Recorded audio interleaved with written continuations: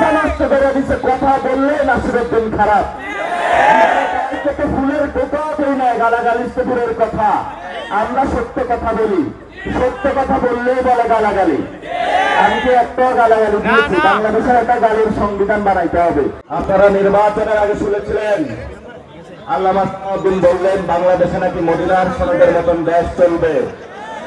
আমি প্রশ্ন রাখতে চাই, মদিনার সনদে খুনি আসালামকে ব্যবসা বাণিজ্য সুযোগ করে দেওয়া কোথায় আছে? আমাদেরকে একটু বুঝান। মদিনার সনদে মাদকের চোরাচালান ব্যবসা বাণিজ্য কোথায় আছে? আমাদেরকে একটু বুঝান। ওনারা নাকি ইসলাম বুঝে, ইসলামের ধর্ম ব্যবসার নামে পুরো বাংলাদেশে টেন্ডারবাজ চাঁদাবাজ মাদকের ব্যবসায় তারা জড়িয়ে পড়েছে। আমরা আপনাদেরকে সংশোধনের জন্য এসেছি। যুগে যুগে যত ফেরাউন এসেছে, তত মূসা জন্মগ্রহণ করেছে, ফেরাউনের শরীর শরীরী হয়েছে। বাংলাদেশে কি তাদের বিচার হবে না? তারা আমাদের ভাগ্য নিয়ে ছিনিমিনি খেলে, বড় বড় কথা বলে, মুক্তিযুদ্ধ শুধু চর্চা করে।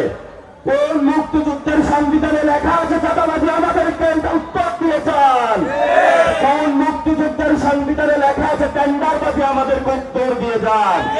কোন মুক্তিযুদ্ধের সংবিধানে লেখা আছে বাংলাদেশে দখলবাজি? আমাদেরকে উত্তর দিয়ে যান। আমরা তো ভালোই ছিলাম, মনে করেছিলাম তারেক রহমান দেশে এসেছেন, সংস্কার বাস্তবায়ন করবেন। এখন উনি হলো দুর্নীতিরত অন্যদিকে পথ চলা শুরু করেছেন। আমরা স্পষ্ট করে দিতে চাই, বাংলাদেশের তরুণদের সংস্কার লাগবেই লাগবে। আমরা সংস্কারের যাত্রা থেকে এক চুল পরিমাণ ছাড়বো না, কারণ এই সংস্কারের শপথ আমাদের উপরে দায়িত্ব দিয়ে গিয়েছেন আমাদের আজাদীর প্রাণ পুরুষ শহীদ উসমান আলী। বলেছিলেন জান দিব জুলাই দিব না। আমরা সেই জান দিব জুলাই দিব নার জন্য লক্ষ কোটি তরুণ দাঁড়িয়েছি। জুলাইকে বাংলাদেশে, জুলাইয়ের সংস্কার বাংলাদেশে আমরা বাস্তবায়ন করেই ছাড়বো ইনশাআল্লাহ। ওরা পালায় কোথায়? সংসদের ভিতরে পালানোর চেষ্টা করে।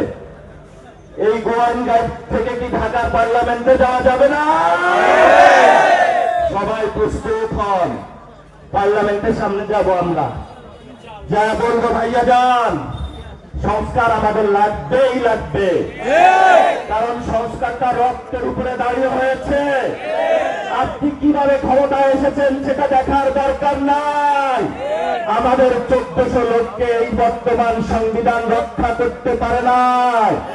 আমরা আজাদীর সাথে চলি, ভারতের সাথে আমাদের কোনো নেগোসিয়েশন নাই, এবং আমরা কোন চাঁদাবাজ দুর্নীতিবাজদেরকে প্রশ্রয় দেই না। যেহেতু নতুন বাংলাদেশ গঠন করতে চাই, এই লাইনে আপনাকে আসতে হবে। আমরা আপনাকে বলতে চাই, মাননীয় প্রধানমন্ত্রী, আপনি বেলাইনে চলে গিয়েছেন, আমরা তরুণরা আপনাকে লাইনে নিয়ে আসবো। এতে যদি আপনি একটু রাগ হন, আমাদের চোখ তুলে নেন, তারপরে আমরা আপনাকে লাইনে আনার জন্য চেষ্টা করতে থাকবো।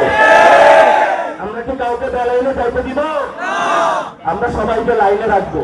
আমরা আগে ঘোষণা দিয়েছিলাম যে বাংলাদেশের ক্ষমতায় আসুক না কেন, লাইনে থাকতে হবে। বেলাইন হইলে আমরা লাইনে আনার চেষ্টা করব। কি সবাই লাইনে রাখতে পারবেন না? তাদেরকে, যেখানে এমপি গুলো আছে তাদেরকে লাইনে রাখতে হবে। এমপি হওয়ার পর আর পাওয়া যায় না কাউরে। এমপি হওয়ার আগে দাদা একটা ভোট দিয়েন, মা আপনি একটা ভোট দিয়েন, মনে হচ্ছে দুনিয়ার আদর ইচ্ছা পড়ে। ইলেকশনের পরে বলে সময় নাই, দৌড়ায় দৌড়ায়। দৌড়ান কোথায়? গোয়েন্দাতে আসা রাস্তা আগে ঠিক করেন, তারপরে কোথায় যাবেন আমাদের। যেখানেই যাই এখানেই সমস্যা, সর্বাঙ্গে ব্যথা, ঔষধ দিব কোথা? দেশটা নষ্ট করে দিচ্ছে। কথা বললে নাসিরউদ্দিন খারাপ, থেকে ফুলের টোকাও দেই না, গালাগালির তো দূরের কথা। আমরা সত্য কথা বলি, সত্য কথা বললেই বলে গালাগালি। আমি কি একটা গালাগালি দিয়েছি? বাংলাদেশের একটা গালির সংবিধান বানাইতে হবে। সেই সংবিধান যদি সালাউদ্দিন ভাই বানায়, তাহলে আমরা দেখে দেখে বলবো কোনটা গালি কোনটা গালি না। আপনি সালামের সাথে মিলে ব্যবসা করেন, এটা কি গালি? আপনি সংস্কার বাস্তবায়ন করেন না, এটা কি গালি? আপনি শহীদ উসমান হাদির সাথে গাদ্দারি করতেছেন, এটা কি গালি? তা আমরা তো এই কথাগুলোই বলি, ওনারা চেপে দেয় কেন? গা জ্বলে কেন? এত জ্বালা কে বলেছিল?